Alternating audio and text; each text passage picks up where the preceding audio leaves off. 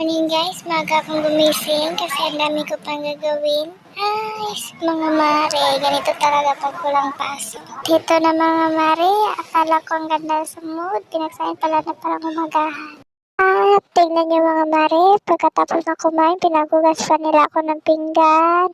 Nandyan pa sa likod ko yung babae, akala mo kung sinong maganda. Ay, ganito kasi kapag walang pasok.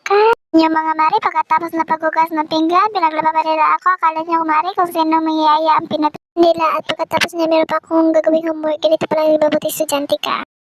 At ito na mga mari, ginawa ko na ang aking homework kasi ipapasa ko pa ito ngayong Lunes. At ito na mari, natapos ko na ang aking homework. Tatapusin ko na ang aking vlog. Bye!